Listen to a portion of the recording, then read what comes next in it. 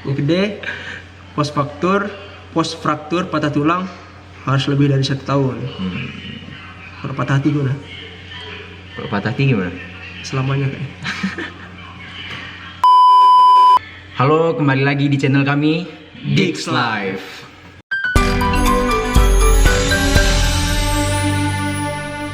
Dix Life. Gak terasa lah subscriber kita udah 800 saja sekarang. Asli Jod, 800 loh. Pokoknya kita berdua ucapin terima kasih banyak-banyak untuk penonton setia yang udah setia Asik. mendukung kita berdua. Channel Dix Life ini jadinya sekarang bisa 800 subscriber. Ntar lagi 1000 ya Meh. Amin. Sehingga kami berdua jadi semangat untuk membuat video-video baru. Sebelum kami mulai videonya, silakan teman-teman jangan lupa tekan tombol subscribe supaya kami terus semangat dalam membuat video-video yang bisa bermanfaat untuk teman-teman. Karena di 1000 subscriber nanti kami akan men-share ingatan soal-soal SKD yang kami pernah Mantap. jalankan dulu ya Meh. Oh ya, kayaknya belum tahu kita ya Meh.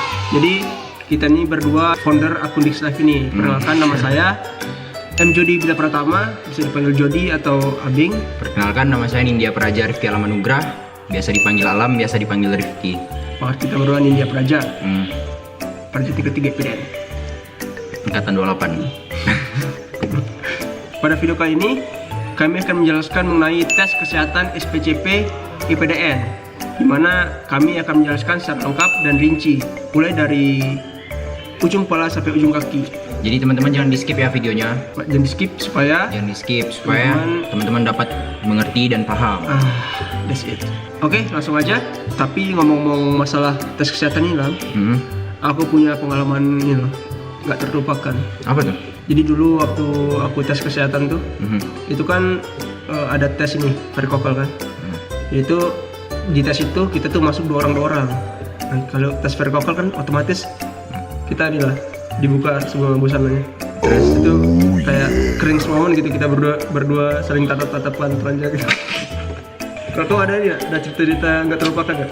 Ada. Kalau cerita yang berkesan bagi saya, waktu saya tes kesehatan itu, nah kan tes itu dari jam 6 pagi sampai jam 8 malam Jod. Iya. Dari pagi sampai malam. Nah saya dapat urutan awal kan. Wah, yang berarti kau TKD atas lah. Alhamdulillah. Nah, saya dapat urutan paling awal nih, Jod. Seharusnya saya nih jam 2 tuh sudah selesai. Terus? Tapi di sini nih yang berkesan bagi saya nih, kita tuh diajarkan kebersamaan. Jadi walaupun saya sudah selesai jam 2, saya harus nunggu teman-teman yang belum selesai sampai jam 8 malam. Oh ya, sama sih, kalau saya juga di daerah kemarin kan. Ya. Tes kesehatannya itu di Rumah Sakit Angkatan Darat. Jadi yang tes kesehatannya itu bagian tentara. Jadi kita tuh baru datang udah suruh baris. Jadi kita udah ada ditegasin gitu sih.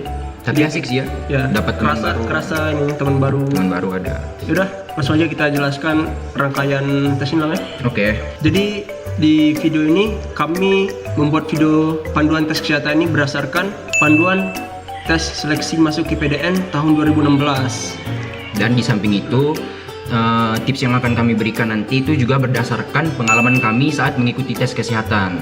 Jadi file PDF ini ada di laptop saya akan bacakan tahap demi tahap, rangkaian demi rangkaian tes kesehatan ini. Oke, check it out.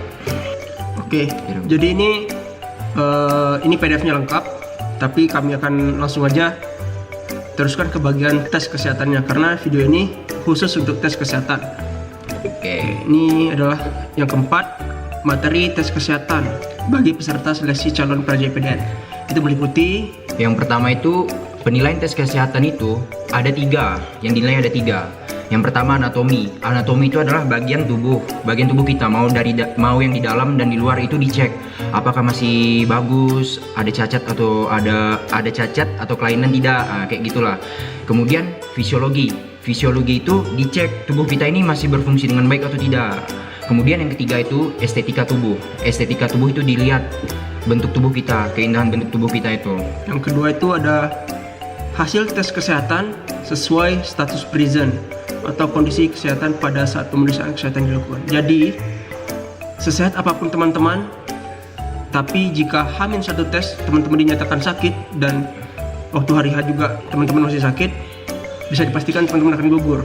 Jadi sebisa mungkin teman-teman menjaga kesehatan dari saat ini sampai hari tes kesehatan nanti sampai tes kesehatannya selesai.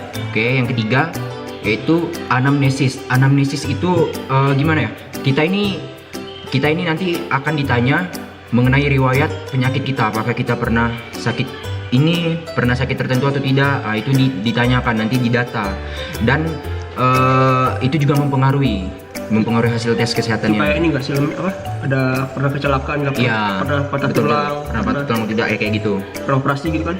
Pernah operasi atau tidak? Pernah kena penyakit ini atau tidak? Selanjutnya pemeriksaan fisik. Nah, yang pertama tinggi badan. Nanti itu ada alat ukur tinggi badan kayak gini. Itu khusus untuk mengecek berat badan dan tinggi badan. Jadi bisa sekaligus. Ya. Nah, untuk calon pelajar pria tinggi badan minimalnya 160 cm. Nah, dan calon pelajar putri minimal 155 cm. Nah, untuk berat badan dan tinggi badan ini teman-teman sekalian harus mempunyai berat badan dan tinggi badan yang ideal. Itu bisa dihitung dengan menggunakan indeks massa tubuh atau IMT. Itu ada rumusnya kan, Lam? Ada. Rumusnya jadi seperti ini. Rumus IMT itu adalah berat badan ya, dalam satuannya kilogram itu dibagi dengan tinggi badan yang satuannya meter. Tinggi badan itu dikuadratin. Jadi contohnya gini, saya kasih contoh saya ini punya berat badan 70 kg. Tinggi badan saya 175 cm. Berarti untuk menemukan IMT tersebut 70 dibagi tinggi badan saya tadi 1,75 kuadrat. Nah, sudah saya hitung, jadi hasilnya yaitu 22,8. Nah, bisa dilihat di sini 22,8 itu masuk kategori normal. Berarti saya normal. Nah, yang memenuhi syarat ini dari kategori kurus sampai kategori gemuk, dan kategori sangat kurus dan sangat gemuk itu tidak memenuhi syarat. Tetapi walaupun kurus dan gemuk memenuhi syarat, teman-teman kalau bisa ya harus memotivasi diri teman-teman sekalian. Ya, yang kurus silahkan tambah lagi berat badannya, yang merasa gemuk silahkan olahraga dan diet. Selagi masih ada waktu ya? Ya, selagi masih ada waktu. Soalnya ada kuota juga kan. Ini kan juga kalau ada nilainya masing-masing kan. Betul. Kalau sampai kalah penilaian juga bisa gugur kuota kan. Jadi kalau normal tuh pas. Tensi dinyatakan memenuhi syarat bila tensinya tidak kurang dari 90/60 mmHg dan tidak lebih dari 140/90 mmHg. Nah, untuk tensi ini saya beri tips untuk teman-teman, malamnya jangan begadang. Betul. Jadi sebelum hari tes kesehatan itu teman-teman jangan begadang agar tensinya tidak naik. Baik-baik istirahat. Istirahat ya. Jangan kurang istirahat. Ini ada nadi dinyatakan memenuhi syarat bila denyut nadinya antara 50 sampai 100 kali per menit. Jadi di tes ini nanti tuh kayak apa namanya? Dokternya ngecek nadi. Jadi nanti ada waktunya 1 menit. Nanti dihitung berapa kali denyut nadinya tuh. Jadi itu harus antara 50 sampai 100 per menit. Nah, untuk tipsnya saya berikan waktu pelaksanaan tes ini teman-teman relax. Saya bilang relax. Nggak boleh tegang. Jangan tegang. Jangan tegang, jangan nervous. Nervous. Karena itu bisa mempengaruhi ya. Betul. Bisa mempengaruhi realnya nadi kita. Kalau saya dulu waktu tes tuh saya tuh sambil mendengarkan lagu Indonesia Raya dalam hati ya. Menyanyikan dalam hati. Kalau tips saya sih ya, untuk supaya nggak nervous, nggak tegang, waktu tes tuh sambil lihat-lihat lah calon peraja wanita yang cantik-cantik, biar gak nervous, biar gak tegang. Pacar dalam jangan marah ya. Selanjutnya F, kepala, muka, dan leher. 1, bentuk kepala normal. Oke. Kemudian bentuk kepala itu harus normal. Nah, contohnya seperti ini yang normal. Dan yang tidak normal tuh seperti di sampingnya ini. Nah. Kemudian yang kedua, tidak ada deformitas muka yang mengganggu fungsi dan estetika. Deformitas ini ya bisa dibilang seperti kelainan atau kecacatan. Kemudian yang ketiga, estetika muka itu baik. Contoh estetika muka yang kurang baik itu seperti gambar di bawah ini. Acne vulgaris ini kayak jerawat berlebihan. Jerawat tapi berlebihan. Nah, tapi kalau 1-2 bisa diobati lah ya. Bisa. Cuman kalau yang seperti gambar ini udah berlebihan. Sebenarnya tidak ada pembesaran kelenjar getah bening di leher. Nah, contoh kayak gini. Terus tidak ada pembesaran kelenjar tiroid. Ini kayak gondok. Di luar. Contohnya kayak gini, gondok. Yang G adalah telinga, hidung, dan tenggorokan atau THT. THT. Bukan PHP ya. Yang pertama ada pemeriksaan audiometri. Jadi pemeriksaan audiometri ini teman-teman akan diberikan sebuah earphone, akan disuruh menggunakan earphone. Nah, earphone tersebut akan ada suara seperti bip bip bip begitu. Jika kita mendengar, kita harus menekan tombol tersebut. Nah, itu tuh gunanya tuh mengecek fungsi pendengaran kita ini masih berfungsi dengan baik atau tidak. Tapi biasanya ini nggak ada ya di tes daerah. Oh ya, di tes daerah ini nggak ada, ini adanya di tes pusat, Pantai Pusat. Waktu tes di Partuker, Ya, di PDN-nya. Di PDN-nya. Jadi rata-rata nih, kalau Alam kan dari Kalbar, saya dari NTB. Jadi dari kami di tes kesehatannya tes ini nggak ada. Nggak ada. Jadi cuma ada di pusat. Yang kedua, tidak diperbolehkan adanya tindik pada pria dan tindik lebih dari satu pada wanita. Contohnya seperti ini, kalau wanita nih. Kita kan biasanya normal lah kalau wanita kan ya, kalau ada anting kan biasanya kalau lahir itu pun udah dipasang Udah kodratnya. kodrat sebagai wanita. Kalau pria kan dikasih kayak anting kayak. Yang ketiga, bentuk daun telinga harus normal dan simetris. Nah, contohnya seperti ini, normal. Ini nggak normal. Itu nggak normal. Normal. Ya, nggak normal. Nah, selanjutnya yang keempat, tidak boleh ditemukan adanya otitis media superatif kronik atau OMSK. Apa sih itu? kayak nanah kali ya? Nanah kayaknya. Ada apa nih? Ya pokoknya gitulah. Itulah Kayak di pokoknya. gambar nih nggak Kayak boleh. di gambar nih. Pokoknya kan bukan dokter ya. Jadi nggak bisa menjelaskan penyakit apa nih. Intinya teman-teman kalau ragu silakan Diperiksa. ke dokter. Selanjutnya, membran timpani gendang telinga harus intak. Jadi harus intak ini artinya gendang telinga teman-teman harus normal, harus apa? Harus utuh. Ada kasus di mana gendang telinga itu bolong atau sobek. Itu biasanya bisa disebabkan oleh penggunaan cotton bud yang terlalu dalam kalau membersihkan tuh kan. Nah, seperti ini contohnya gendang telinga yang udah bolong. Nah, yang selanjutnya nih, tidak boleh ditemukan adanya polip hidung. Nah, contoh polip hidung kayak gini. Ini kayak ada yang tersumbat kan. Kayaknya kayak bikin susah bernapas gitu gak sih? Iya. Kayak pembengkakan kan. Yang ketujuh, tidak boleh ditemukan adanya rinitis kronik atau rinitis alergi. Contoh rinitis alergi seperti ini. Oh iya, aku mau cerita sedikit lah. Aku dulu tuh waktu masih zaman-zaman tes nih, aku tuh pernah kena kayak gini. Ini setiap pagi tuh ya, bangun tidur, aku pasti tersumbat hidungnya, napas susah. Baru ada keluar cairan di hidung saya. Ingus. Bukan ingus, Apa? itu kayak lebih ke cairan bening gitu sih, cairan bening.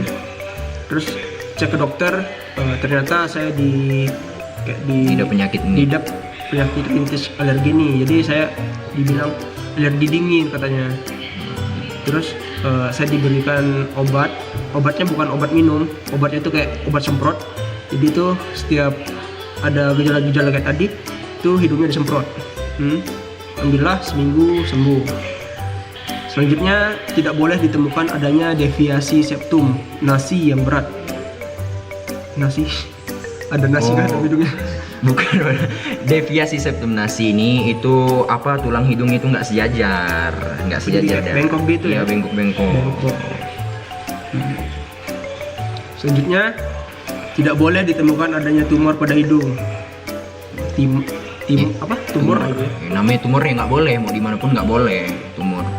Selanjutnya, tidak boleh ditemukan adanya hipertrofi tonsil, pembesaran amandel. Oh, amandel. Amandel. Intinya ya kalau ada pembesaran amandel itu nggak boleh.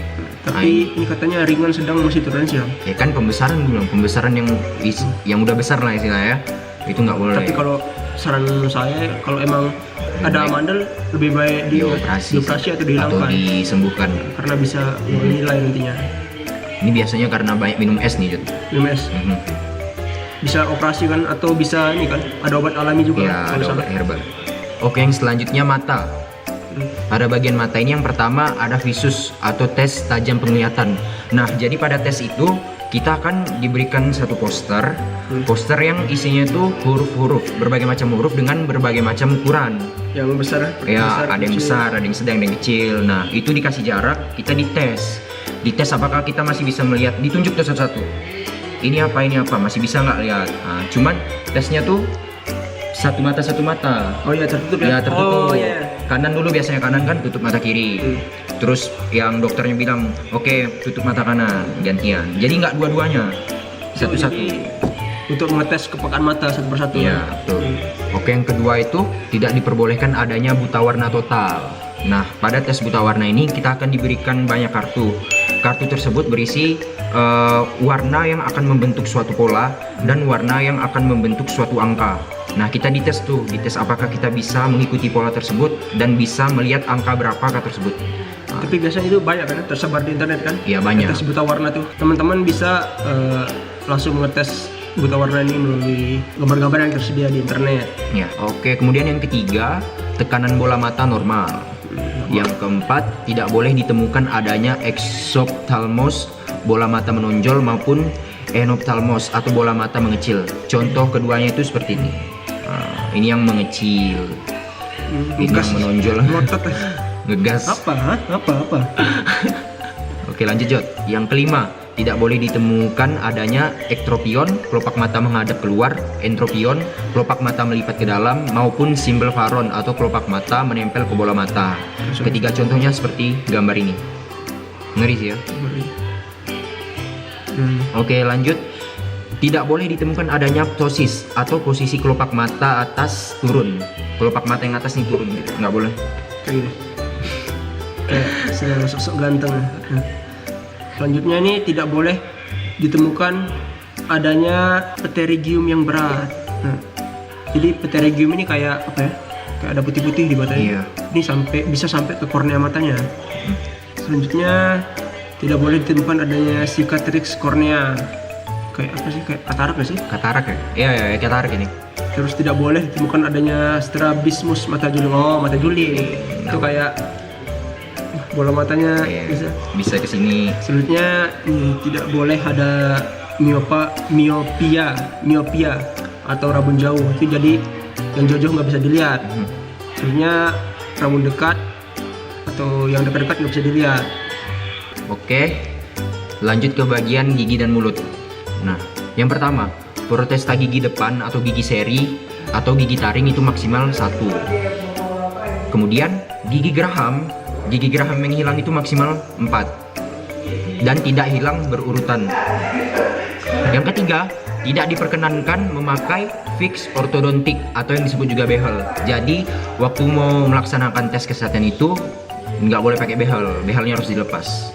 Oke, kemudian yang keempat, tidak boleh ditemukan adanya diskolorisasi atau pewarnaan gigi yang berat. Nah, seperti itu kan warnanya beda sekali tuh, nggak boleh. Beda warnanya. Iya. Hitam. Oke, lanjut. Kemudian tidak boleh ditemukan adanya hiperplasia dan hipoplasia gigi yang berat. Nah, yang selanjutnya itu gigi persisten diperbolehkan bila tidak mengganggu estetika. Gigi persisten itu gigi yang tumbuh di belakang gigi nih. Kayak numpuk gitu. Kayak numpuk gigi gitu. Nggak boleh, tapi ini kalau masih gimana ya, masih wajar gitulah ya, itu masih boleh. Yang penting lihatnya nggak ya. ganggu mata penglihatan gitu. Selanjutnya, gigi crowding yang berat tidak diperbolehkan. Gigi crowding ini kayak tuh berantakan. Bisa lihat di gambar tuh kan? Oh, Berantakan banget. Nggak simetris. Oke, lanjut. Diastema interdental maksimal 3 mm. Maksudnya itu jarak antar gigi tuh. Gigi jarang-jarang tuh. Nah, itu jaraknya maksimal 3 mm. Selebih dari itu nggak boleh. Gigi jarang ya? Ya. Selanjutnya, gigi open bite vertikal maksimal 2 mm. Open bite-nya kayak ini lah. Jadi gigi depannya nggak bisa ketemu kayaknya. Oh, ya karena gigi sininya rapat ya, sampingnya rapat. Depannya nggak semua. Depannya nggak bisa ketemu. Terus selanjutnya gigi open bite horizontal maksimal 4 mm. Oh ya. Oh ini nih, jadi gini. Oh ini. Waktu tes ini kita disuruh kayak gitu, disuruh Jadi itu ya, jarak antara gigi atas dan gigi bawah itu nggak boleh lebih dari 4 mm. Tetapi kita juga nggak boleh secara sengaja menyatukan gigi atas dengan gigi bawah tuh. Jadi pernah pas tes ada teman saya yang sengaja gini, dimarah sama dokternya, nggak boleh. Jadi harus. Oke. Lanjut, Kemudian tidak diperkenankan adanya gigi maloklusi atau crossbite maksimal 2 gigi. Itu bisa dilihat gambarnya, jadi maksudnya itu gigi atas dengan gigi bawah. Misalnya geraham atas itu tidak bertemu dengan geraham bawah, atau jaraknya itu enggak beda jenis gitu. Misal di atas nih geraham itu nggak ketemu dengan gerahamnya. Mungkin kita mau cuma itu cuma kayak jaraknya jauh banget gitu. Itu maksimal 6 mm. Ini kelebihan, ini kejauhan, ini nggak rata. Selanjutnya tidak boleh ditemukan adanya gangren pulpa maupun karies. Gangren pulpa ataupun karies ini adalah karang gigi. Karang gigi. Terus yang Kemudian gangren radix ditoleransi hanya 1 gigi. Gangren radix ini gigi berlubang, hanya ditoleransi 1 gigi. Gini. Makanya kalau gigi berlubang tuh ditambal. Oh ya sih, juga bagi pengalaman nih. Iya. Dulu Apa kan tuh? waktu saya zaman tes nih, saya hamin 2 hari tes kesehatan nih. Saya tuh ternyata ada gigi berlubang sama karang gigi. Jadi bapak saya bawa saya ke dokter gigi, terus gigi saya ditambal dan terus karang gigi saya dibersihkan semua. Dan alhamdulillah waktu tes saya lolos. Sakit nggak sih bersihin karang gigi itu? Enggak sih, kayak sikat gigi. Kayak sikat gigi? Ada alatnya kayak air bersih. Kemudian tidak boleh ditemukan adanya tumor pada rongga mulutnya. Jelas, seperti saya bilang tadi, tumor tuh nggak boleh dimanapun. Selanjutnya yang ke J, lengan dan sendi bahu. Nah, yang A, tidak boleh ditemukan adanya polidaktili, jarum lebih. Nah, contoh seperti ini. Oh, jadi ini Lebih kan kalau normal tuh 5. 5. Kalau 6. Terusnya tidak boleh ditemukan adanya deformitas pada lengan. Deformitas tadi kan kelainan kan, Ya, cacat. kelainan itu cacat. Selanjutnya tidak terdapat gilingan lengan, jari tangan maupun palang. Oh, jadi kayak bekas amputasi ya, so? Presentasi ya. Kayaknya kalau jadi seorang peraja nih emang harus punya ini, harus lengkap. Punya lengan. Yang gede, post fraktur patah tulang harus lebih dari 1 tahun. Kalau patah hati gimana? Kalau patah hati gimana? Selamanya kan. Selanjutnya kaki dan sandi panggul. Nah, untuk kaki ini tidak boleh ditemukan adanya polidaktili. Nah, sama kayak tadi kan. Tadi di tangan kan. Di Sekarang di kaki. Lebih jari. Deformitas kaki, kelainan kaki. Nah, ini kayak bengkok. Sebenarnya tidak boleh ditemukan adanya kehilangan kaki. Nah, sama kayak tadi. Sama. Bekas-bekas amputasi nggak bisa. Post fraktur patah tulang harus lebih dari 1 tahun. Flat foot total tidak perbolehkan. Oh, ini flat footnya apa sih? Flat foot tuh ini loh, kaki bebek. Kaki bebek. Jadi tuh kalau orang normal ya, kalau dia napak nih ada jaraknya di sini nih. Misal nih kaki nih ya, di sini nih ada jaraknya. Tapi kalau kaki bebek tuh nyentuh semua, tuh nggak boleh. Oh, itu nggak boleh? Nggak boleh. Flat foot atau kaki bebek. Selanjutnya bentuk kaki X atau O maksimal 8 cm. Contohnya kayak gini. O X. Tidak boleh ditemukan adanya varises berat, varises ringan dan sedang masih toleransi. Itu varises berat seperti ini. Tidak boleh varises. Aku cerita lagi lah. Nah, Apa pernah varises? pernah. Jadi dulu waktu zaman tes nih, saya tuh sudah varises sampai 3 kali bang. 3 kali? 3 kali. Karena saya kan dulu orangnya gemar olahraga. Terus saya tuh pernah sedot varises dari bulan Desember. Itu udah disedot, udah bersih. Sebulan kemudian ada lagi dan cabut lagi. Dan terakhir tuh hamin seminggu tes, saya cabut lagi. Dan rasanya lumayan sakit lah. Sakit ya? Sakit dan biayanya lumayan mahal. Jadi saran saya kalau teman-teman mau sedot varises nih, punya varises dan mau sedot varises, lakukan hamin seminggu tes supaya sekaligus dicabut. Biar nggak ngulang 3 kali kan? Nggak ulang-ulang lagi, soalnya itu kan modelnya dia bisa ada lagi ketika Olahraga berat lagi. Olahraga berat lagi, ada lagi. Jadi teman-teman jaga kesehatan. Kemudian kita masuk ke bagian dada. Yang pertama, tidak boleh ditemukan adanya deformitas dada atau kelainan pada dada. Tuh gambarnya seperti itu, ada bolongan di dada. Oke, yang kedua, tidak boleh ditemukan adanya inekomastia pada laki-laki. Inekomastia ini adalah pembesaran pada payudara laki-laki ya, tuh nggak boleh. Ini kayak di gambar, nggak boleh. Kalau di wanita itu fibroadenoma. Fibroadenoma mamae. Seperti di gambar lah ya, bisa dilihat. Kita nggak tahu ini apa, soalnya kita ngerti. nggak fokus ke dokter apa, kita nggak fokus tentang tubuh manusia, kita fokusnya ke kamu. Kemudian masuk ke bagian jantung dan paru-paru. Nah, jantung dan paru-paru ini tidak boleh ada kelainan, harus sehat. Oke, selanjutnya masuk ke bagian punggung. Yang pertama, tidak boleh ditemukan adanya skoliosis. Skoliosis ini bengkok gitu, bengkok nih seperti di gambar bengkok. Kemudian yang kedua, tidak boleh ditemukan adanya kiposis atau punggung bungkuk.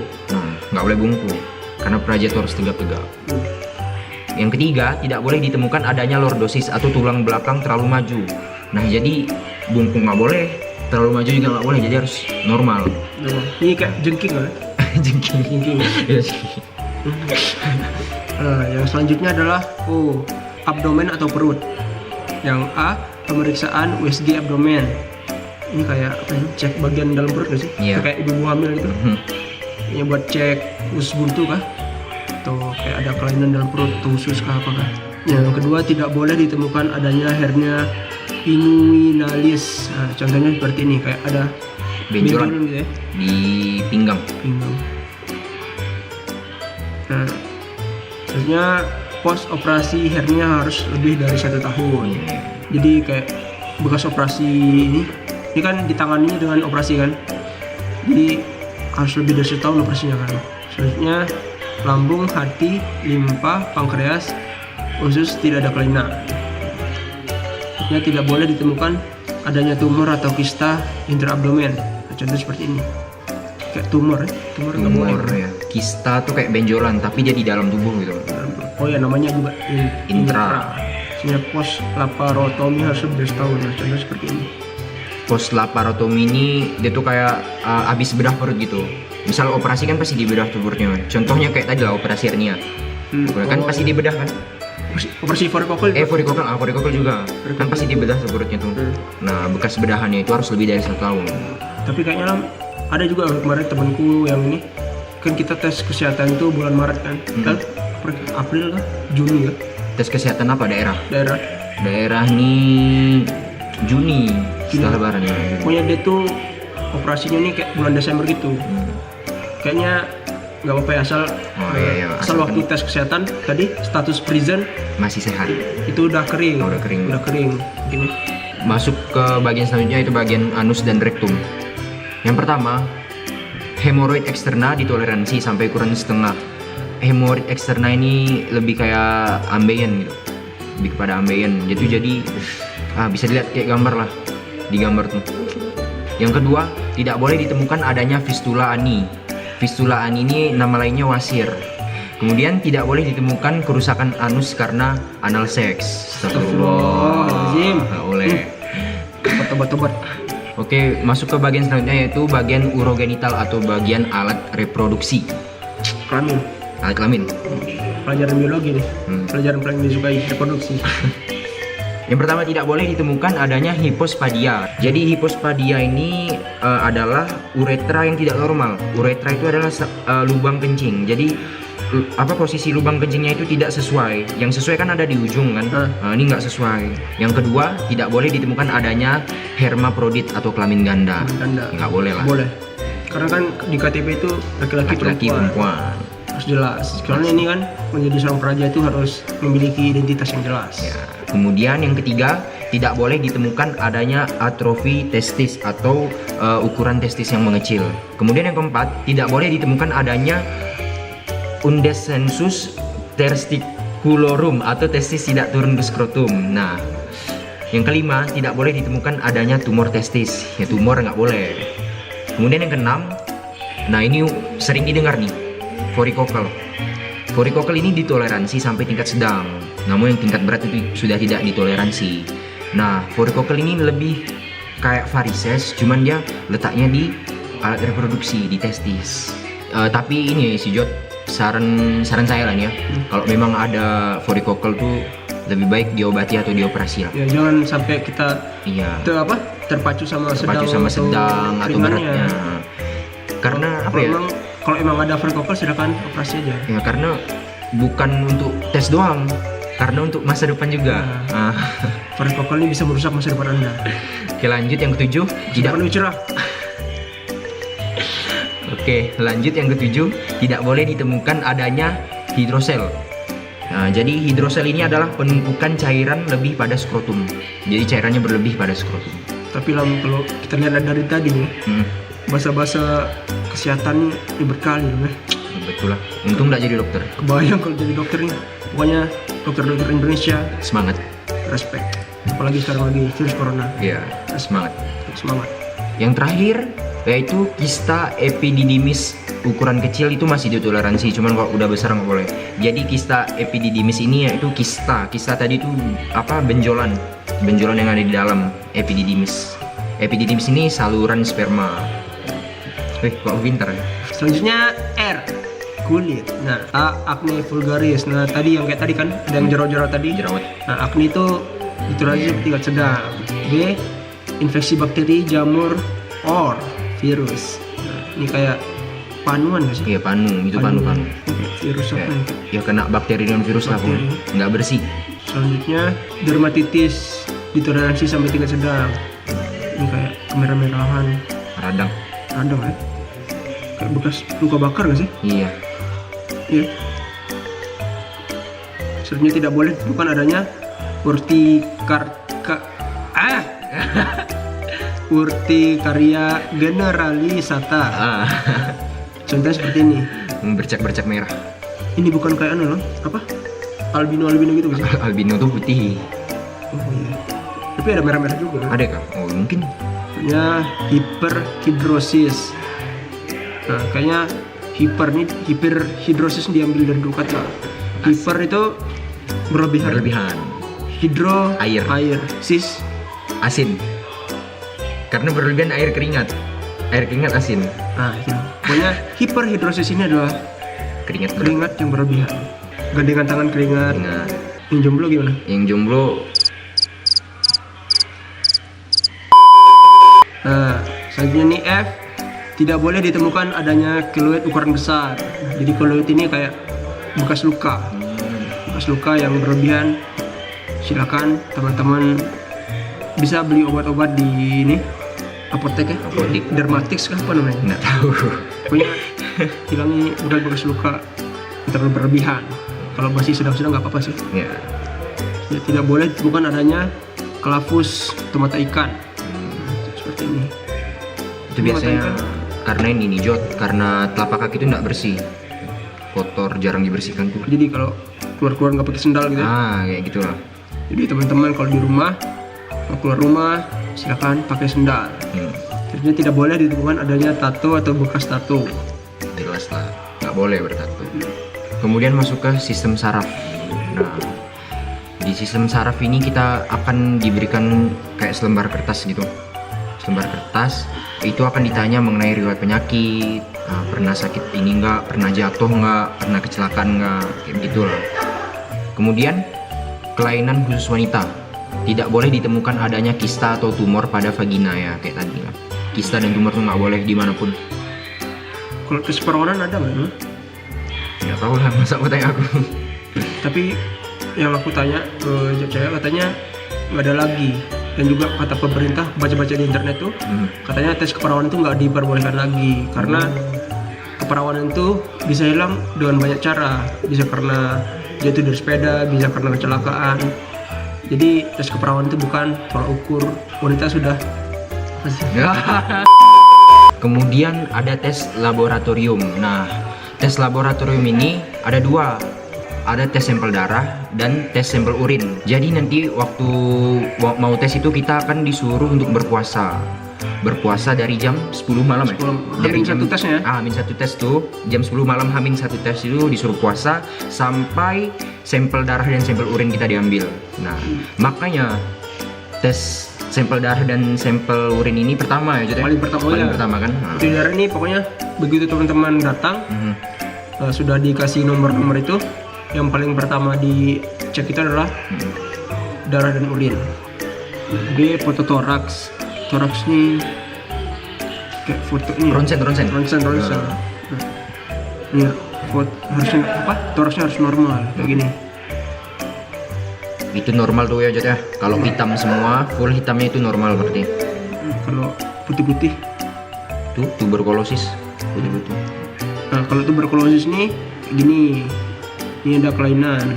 Nggak tahu pokoknya kalau hitamnya nggak full gitu berarti itu nggak sehat. Skoliosis. Oh jadi sini bisa cek ini apa? Skoliosis Juga. punggung ya. Ya. Selanjutnya itu adalah tes EKG. Apa kepanjangan EKG lang? Jadi kepanjangan EKG itu adalah elektrokardiogram. Berarti Nah. kalau mau mempelajari ini bisa masuk ke jurusan kardiografi. Emang ada? Kayaknya ada. Nah, jadi pada tes EKG ini kita akan ditempel alat di badan kita ditempel. Jadi itu fungsinya untuk mengecek detak jantung kita apakah masih berfungsi dengan normal tidak. Nah, bedanya tes EKG di daerah dan di pusat itu, kalau di pusat itu ingat nggak? Oh Kita iya. ditempel badan tapi disuruh ngayuh Nah, sepeda juga. sepeda. Nah, itu Itu kita disuruh kan juga atur tempo kan. Kadang disuruh cepat, Ya. kadang disuruh lambat juga kan. sesuai instruksi. Jadi itu biar mengetahui ketika teman-teman sedang kegiatan olahraga, apakah teman-teman mempunyai penyakit jantungan atau Nah, begitulah. tidak boleh ditemukan KG kelainan seperti ini. Nah, inilah dia. Nggak ngerti. Apa ini? Apa bedanya? Sama aja. Oh ini kayak nih ekstrasistol. Ini kayaknya ada yang terhenti sejenak ini. Nggak ekstra tuh kayaknya tuh ekstra tuh lebih ya. Ini tapi tulisnya pause. Oh ya pausnya. Ini kayak jadi kayak dia kayak agak lama gitu baru ada detak baru. Nggak apa ya, nggak konsisten ya. Kayak pacar aku nggak konsisten. Ya. Nih saya bacain. Pemeriksaan spirometri dilakukan untuk mengetahui adanya gangguan di paru-paru dan saluran pernapasan serta mengukur fungsi paru-paru. Nih contohnya kalau ada asma, hepatitis kayak gitu. Kalau di tahun 2016 nih sesuai dengan pedoman ini, jadi yang lolos dinyatakan lolos tes kesehatan ini, dia tuh lanjut ke tes selanjutnya yaitu tes psikologi. Jadi waktu tes di daerah ini ada 3 tes, yaitu tes pertama SKD atau tes CAT, kedua tes kesehatan, baru terakhir tes psikologi. Nah, setelah itu baru ke Pantukir. Nanti di Pantukir ada tes kesehatan lagi. Jadi teman-teman selalu jaga kesehatan. Oke, jadi begitulah rangkaian tes kesehatan seleksi masuk IPDN dan beberapa tips yang sudah kami sampaikan semoga dapat bermanfaat bagi teman-teman sekalian. Intinya teman-teman harus tetap menjaga kesehatan. Yang sudah sehat silakan dijaga, yang masih ada kekurangan silakan dibenahi selagi masih ada waktu. Nah, teman-teman yang belum melakukan medical check up silakan lakukan medical check up sedini mungkin agar penyakit teman-teman bisa cepat dibenahi. Sekian video kami kali ini.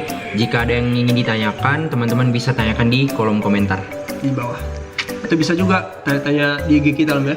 Boleh, Follow IG boleh, kita, follow saya di @jodibepra dan saya @rifki_anugrah11. Jangan lupa klik tombol subscribe, dan bagi teman-teman yang baru menemukan channel kami ini, silakan klik tombol subscribe. Karena di 1000 subscriber nanti kami akan men-share ingatan soal-soal SKD berdasarkan pengalaman kami. Ada yang kami ingat. Oke, sekian dari kami. Kurang lebihnya kami mohon maaf. Sampai jumpa di video selanjutnya dari kami. Dips Live.